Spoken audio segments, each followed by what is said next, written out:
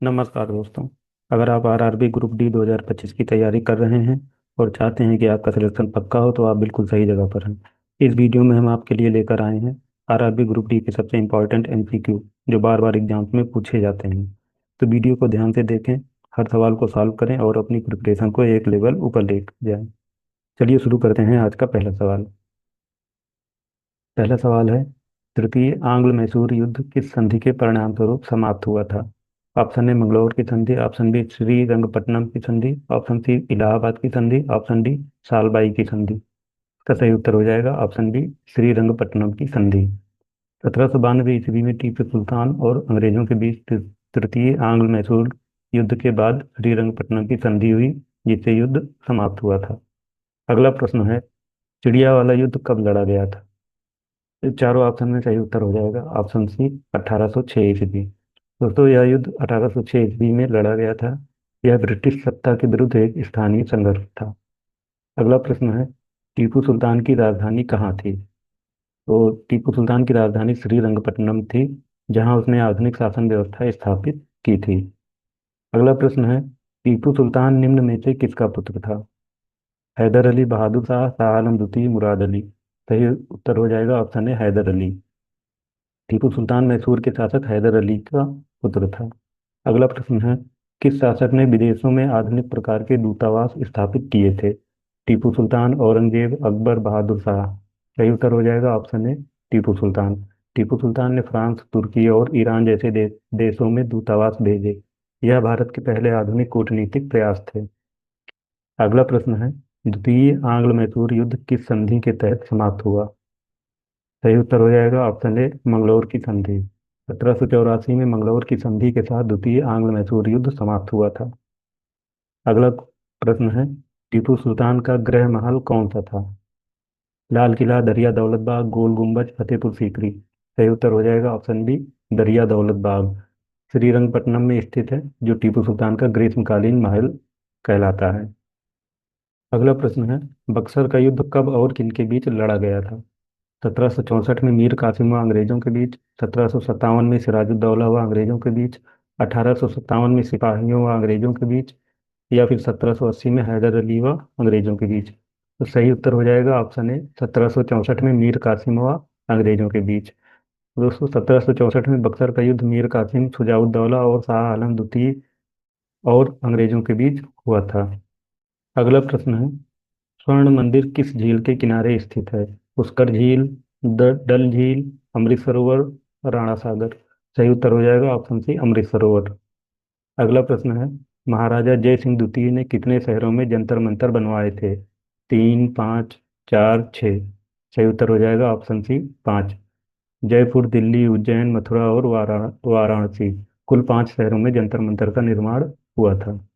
अगला प्रश्न है, पानीपत के तीसरे युद्ध में अहमद शाह अब्दाली से किसने युद्ध किया था?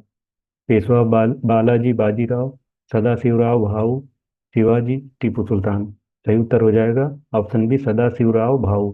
1761 में तीसरे पानीपत युद्ध में मराठा सेनापति सदाशिवराव भाऊ ने अहमद शाह अब्दाली से युद्ध किया था। अगला प्रश्न है, गुरुमुखी लिपि किसने विकसित की थी?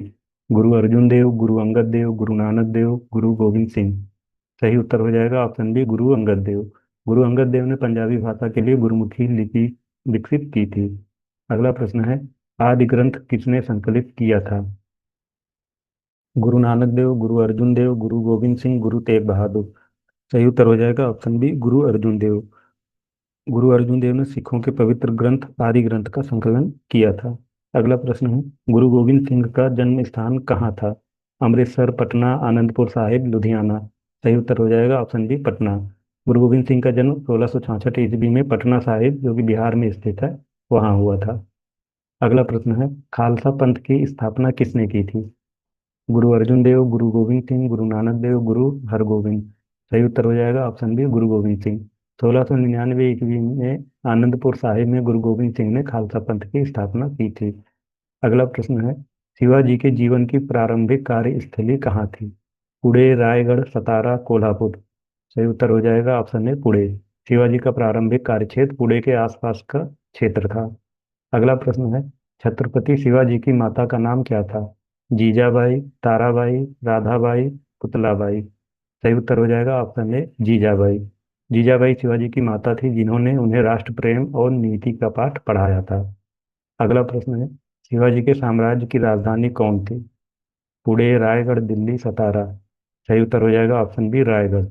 1674 ईस्वी में शिवाजी ने रायगढ़ में छत्रपति के रूप में राज्याभिषेक किया था। अगला प्रश्न है, शिवाजी के शासनकाल में चौथ क्या थी?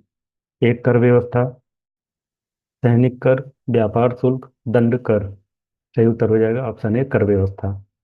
चौथ वह कर था जो शिवाजी अन्य राज्यों से अपने संरक्षण के बदले में वसूलते थे। अगला प्रश्न है, मुगलों के विरुद्ध शिवाजी ने कौन सी युद्ध नीति अपनाई थी? रक्षात्मक नीति, गनिमी कावा नीति, मित्रता नीति, संधि नीति। सही उत्तर हो जाएगा ऑप्शन बी गनिमी कावा नीति। गनिमी कावा यानी छापामार युद्ध शिवाजी ने इसी नीति से मुगलों को कठिनाई में डाला था। अगला प्रश्न है, शिवाजी का उत्तराधिकारी कौन था? संभाजी, राजाराम, बालाजी, शाहू। सही उत्तर हो जाएगा ऑप्शन ए संभाजी। 1680 ईस्वी में शिवाजी की मृत्यु के बाद उनके पुत्र संभाजी सिंहासन पर बैठे थे। अगला प्रश्न है, शिवाजी को औरंगजेब द्वारा राजा कब घोषित किया गया था? 1657 ईस्वी, 1674 ईस्वी, 1670 ईस्वी, 1664 ईस्वी। सही उत्तर हो जाएगा ऑप्शन बी 1674 ईस्वी। 1674 ईस्वी में रायगढ़ में शिवाजी का राज्याभिषेक हुआ और उन्हें राजा की उपाधि मिली। अगला प्रश्न है, अहिल्याबाई कहाँ की रानी थी?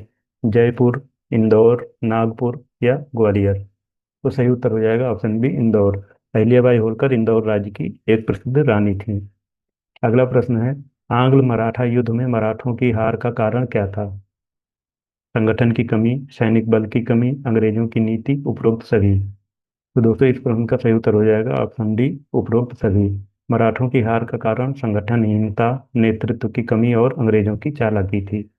अगला प्रश्न है, पेशवा साम्राज्य के संस्थापक कौन थे? बालाजी विश्वनाथ, बाजीराव प्रथम, माधवराव, नाना फड़नवीस।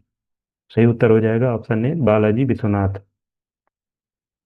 बालाजी विश्वनाथ मराठा साम्राज्य के प्रथम पेशवा और पेशवा शासन के संस्थापक माने जाते हैं।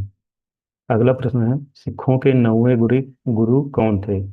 गुरु हरकिशन, गुरु तेग बहादुर, गुरु गोविंद सिंह, गुरु हरगोविंद। सही उत्तर हो जाएगा गुरु तेग बहादुर। गुरु तेग बहादुर सिखों के नौवें गुरु थे जिन्होंने धार्मिक स्वतंत्रता के लिए अपना बलिदान दिया था। अगला प्रश्न है, मराठा राज्य की भूमि मापने की इकाई क्या थी? बीघा, पगड़ी, कारसा, बीघा। सही उत्तर हो जाएगा ऑप्शन सी कारसा। मराठा प्रशासन में भूमि मापने की इकाई कारसा कहलाती थी। अगला प्रश्न है, प्रथम पेशवा कौन थे? बालाजी विश्वनाथ, बाजीराव प्रथम, माधवराव या फिर नाना साहब। सही उत्तर हो जाएगा ऑप्शन ए बालाजी विश्वनाथ। दोस्तों 1713 ईस्वी में बालाजी विश्वनाथ को प्रथम पेशवा नियुक्त किया गया था। अगला प्रश्न है, सिखों को संगठित करने का श्रेय किस गुरु को जाता है? गुरु अर्जुन देव, गुरु हरगोविंद, गुरु नानक देव, गुरु गोविंद सिंह। सही उत्तर हो जाएगा ऑप्शन डी गुरु गोविंद सिंह। गुरु गोविंद सिंह ने खालसा पंथ की स्थापना कर सिखों को सैन्य रूप में संगठित किया था। अगला प्रश्न है, अंग्रेजों के साथ सहायक संधि स्वीकार करने वाला अंतिम मराठा शासक कौन था? बाजीराव द्वितीय, माधवराव, नाना फड़नवीस, रघुनाथ राव। सही उत्तर हो जाएगा ऑप्शन ए बाजीराव द्वितीय। 1802 ईस्वी में बाजीराव द्वितीय ने अंग्रेजों के साथ सहायक संधि की थी। अगला प्रश्न है, अमृतसर शहर के संस्थापक कौन थे? गुरु नानक देव, गुरु रामदास, गुरु अर्जुन देव, गुरु गोविंद सिंह। सही उत्तर हो जाएगा ऑप्शन बी गुरु रामदास। सिखों के चौथे गुरु गुरु रामदास ने अमृतसर नगर की स्थापना की थी। अगला प्रश्न है, सालबाई की संधि कब और किनके बीच हुई थी? 1782 ईस्वी मराठा और अंग्रेज, 1764 ईस्वी बंगाल और अंग्रेज, 1792 ईस्वी टीपू और अंग्रेज, 1803 ईस्वी मराठा और अंग्रेज। तो सही उत्तर हो जाएगा 1782 ईस्वी मराठा और अंग्रेज। सालभाई की संधि 1782 ईस्वी में प्रथम आंग्ल मराठा युद्ध के बाद हुई थी। अगला प्रश्न है, शिवाजी के अधिकांश प्रशासनिक सुधार किससे प्रभावित थे? मुगल शासन, दक्षिण के राज्यों से, प्राचीन हिंदू राजाओं से या फिर अंग्रेजों से। तो शिवाजी ने अपने प्रशासनिक ढांचे को प्राचीन हिंदू राजतंत्र की परंपराओं से प्रेरित किया था। तो इस प्रश्न का सही उत्तर हो जाएगा ऑप्शन सी प्राचीन हिंदू राजाओं से। अगला प्रश्न है, अष्टप्रधान नामक मंत्रिमंडल किसने बनाया था? बालाजी विश्वनाथ, शिवाजी, टीपू सुल्तान, बाजीराव प्रथम। दोस्तों शिवाजी ने शासन संचालन के लिए अष्टप्रधान परिषद यानी 8 मंत्रियों का एक समूह गठित किया था। तो इस प्रश्न का सही उत्तर हो जाएगा ऑप्शन बी शिवाजी। दोस्तों आज के आरआरबी ग्रुप डी एमसीक्यू यहीं खत्म होते हैं। उम्मीद है आपको यह वीडियो आपकी तैयारी में जरूर मदद करेगा। अगर आपको वीडियो अच्छा लगा हो तो लाइक शेयर और सब्सक्राइब जरूर करें, ताकि आने वाले और भी इंपॉर्टेंट एमसीक्यू और एग्जाम अपडेट आप तक सबसे पहले पहुंचे। मिलते हैं अगले वीडियो में नए सवालों और नई जानकारी के साथ। तब तक के लिए best of luck for your exam. Thank you.